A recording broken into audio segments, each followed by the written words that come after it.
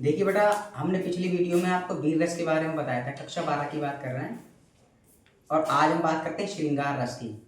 ये सारे जितने भी रस हम बताएंगे ये इंटर क्लास में आते हैं। आपको यूपी बोर्ड की बात मैं बता रहा हूँ, आपको क्लास 12th की।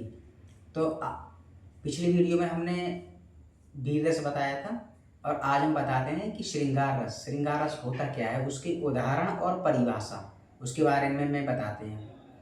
बच्चे कंफ्यूज रहते हैं कि श्रृंगार रस क्या होता है, लिख ही नहीं पाते हैं कि क्या है और कैसे लिखा जाएगा, उदाहरण क्या होता है और कैसे क्या बोले वो लिखा जाता है। चलिए हम अपने विषय पे आते हैं। कक्षा 12 हिंदी।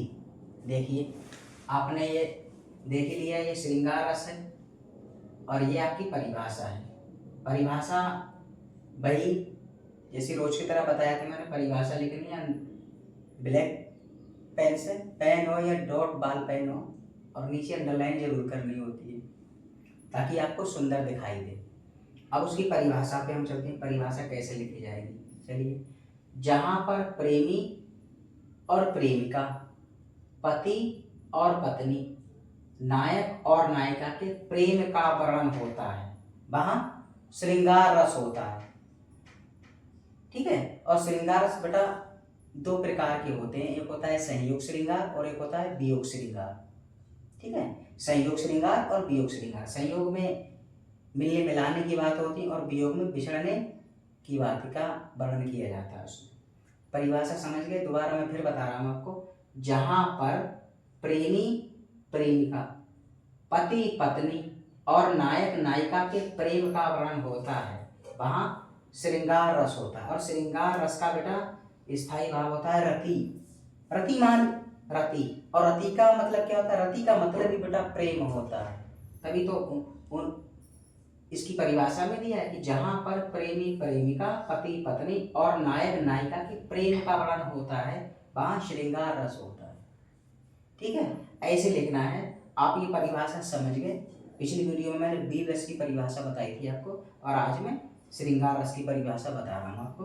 अब एक लाइन छोड़ के किसकी, कॉपी की, आपको उसका उदाहरण लिखना है। उदाहरण कैसे लिखना है वो एग्जामिनर दे देता है कि श्रृंगार रस की उदाहरण से परिभाषा लिखिए, या तो आपको कोई उदाहरण दे देता है उसमें से मालूम करता है कि इसमें कौन सा रस है और उन रसों के 4 ऑप्शन दे देता है, आपको विकल्प दे देता है। उसमें पूछता है कि इसमें पहले आप उदाहरण पढ़ेंगे तब उसमें जो 4 विकल्प होते हैं, उदाहरण अगर आपको याद होगा तो वो पढ़ लेंगे और उसमें टिक कर देंगे। अब हम उदाहरण की बात वही एक लाइन छोड़ के दूसरी लाइन में लिखना है। क्या उदाहरण? किसका? श्रृंगार रस का। चलिए, तुम मिली तो बरसने लगा सावन। तुम मिली तो कौन? प्रेमी को प्रेमिका मिल गई। तुम मिली तो बरसने लगा सावन, यानी कि प्रेमी को प्रेमिका मिल गई तो प्रेमी को ऐसा लगा कि जैसे सावन बरसने लगा। बूंदों ने कर दिया मेरा मन पावन, कि जो सावन में जो बारिश होती है तुम ऐसे लगते हो कि जैसे सावन में जो बारिश होती है उसमें जो बूंदें गिरती हैं उसने मेरे मन को पावन कर दिया। कब? कि जब तुम मिली, मतलब प्रेमिका प्रेमी को मिली, तब उसको इस बात का आभास हो रहा है, उसको ऐसा लग रहा है कि जैसे ऐसा लग रहा है जैसे सावन में बारिश होती है उसमें जो बूंदें गिरती हैं और उसने मेरा मन पावन कर दिया। ठीक है, तुम मिली तो बरसने लगा सावन। प्रेमी कहता है प्रेमिका से कि तुम मिली तो मुझे ऐसा लग रहा है कि जैसे सावन बरसने लगा हो। कैसे? बूंदों ने कर दिया मेरा मन पावन, उसकी बूंदों ने जैसे मेरा मन पावन कर दिया। क्यों? कि तुम मिल गई मुझे। प्रेमी कहता है प्रेमिका से, क्या कहता है? कि तुम मिली तो बरसने लगा सावन, यानी कि तुम मुझे मिली तो ऐसा लग रहा है कि जैसे सावन बरसता हो या बरसने लगा हो। ठीक है, बूंदों ने कर दिया मेरा मन पावन, कि उसकी जो किसकी, सावन की बूंदों ने मेरा मन पावन कर दिया। मैं फिर आपको इसकी परिभाषा बता रहा हूं। जहां पर प्रेमी प्रेमिका, पति पत्नी और नायक नायिका के प्रेम का वर्णन होता है वहां श्रृंगार रस होता है। और इसकी परिभाषा परिभाषा तुम मिली तो बरसने लगा सावन, यानी कि प्रेमी को प्रेमिका मिल गई तो उसे ऐसा लग रहा है जैसे सावन में बरसने लगा हो, जैसे सावन बरसने लगा हो। बूंदों ने कर दिया मेरा मन पावन, यानी कि उसकी बूंदों ने मेरा मन पावन कर दिया।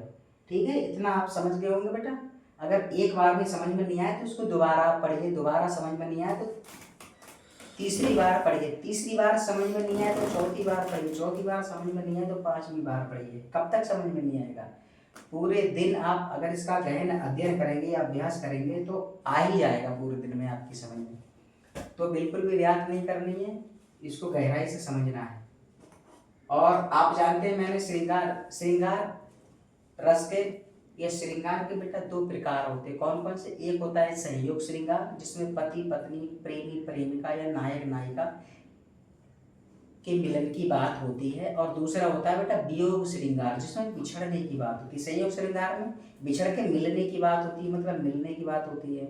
और वियोग श्रृंगार में मिल के बिछड़ने की बात होती है, मतलब बिछड़ने की बात होती है। तो और श्रृंगार रस का स्थायी भाव क्या है बेटा? रति। इसको याद रखना, कभी कभी एग्जाम में मालूम कर लेता है, आपसे पूछ लेता है वो कि श्रृंगार रस का स्थायी भाव बताइए, या वीर रस का स्थायी भाव बताइए, या करुण रस का स्थायी भाव बताइए, या हास रस का स्थायी भाव बताइए। जो मैंने कक्षा 10 में मैंने पढ़ा दिया है हास रस और करुण रस, वो वीडियो आप देख लीजिए। और मैंने एक रस और पढ़ा चुका हूँ आपको, वीर रस। वीर रस का बेटा स्थायी भाव उत्साह होता है। और यहाँ श्रृंगार रस है तो श्रृंगार रस का स्थायी भाव बेटा रति होगा। रति रति माने बेटा प्रेम होता है। तभी तो यहाँ पति पत्नी, नायक नायिका, ठीक है, प्रेमी प्रेमिका के बारे में कहा गया है। और ऐसे ही इसमें उदाहरण में बताया गया है। आप मेहनत से पढ़ाई करिए, आप समझ जाएंगे। कोई भी चीज एक बार में समझ में नहीं आती है, परिभाषा समझ में नहीं आएगी, उदाहरण से ही समझ जाएंगे। कभी कभी उदाहरण समझ में नहीं आता, परिभाषा समझ में आ जाती है। कभी कभी परिभाषा समझ में नहीं आती, उदाहरण समझ में आ जाता है। तो इसमें कंफ्यूज होने वाली बात नहीं है कि हमसे नहीं होगा, हो जाएगा। थोड़ा साहस रखिए, हौसला बना के रखिए। आप संसार में ऐसी कोई भी चीज़ नहीं जो व्यक्ति से हो ना, लेकिन वही बात है, मेहनत करना पड़ेगी, लगन से करना पड़ेगा, तभी होगा। बिना मेहनत से आप भी जानते हैं कि कुछ नहीं होता है। और इस संसार में जितने भी सफल व्यक्ति हैं, उनका जब पिछले वाले जीवन या पीछे के जीवन या जिंदगी के बारे में देखेंगे तो कहीं ना कहीं संघर्ष और थोड़ा बहुत नहीं, बहुत बड़ा संघर्ष छुपा होता है। ठीक है, तो मेहनत से आप पढ़िए, हो जाएगा। एक बार में समझ में नहीं आया, दोबारा समझ में आएगा, दो बार में नहीं आएगा, तीन बार में समझ में आएगा, तीन बार में नहीं, चार बार में समझ में आएगा। आप जब किसी चीज को बार बार अध्ययन करेंगे तो कब तक समझ में नहीं आएगा? आ जाएगा, एक न एक दिन आता ही समझ में। और ये तो बहुत छोटी सी बात है, कोई ज़्यादा बड़ी बात नहीं है कि समझ में नहीं आएगा, आ जाएगा समझ में। ईमानदारी से मेहनत करिए, परीक्षाओं के दिन ज़्यादा नहीं है, परीक्षा का समय नज़दीक ही है, और आप ईमानदारी से मेहनत करिए। और अगर ये हमारी वीडियो पसंद आई हो तो हमें यूट्यूब पे सब्सक्राइब करिए, इंस्टाग्राम पे फॉलो करिए और एक लाइक करिए।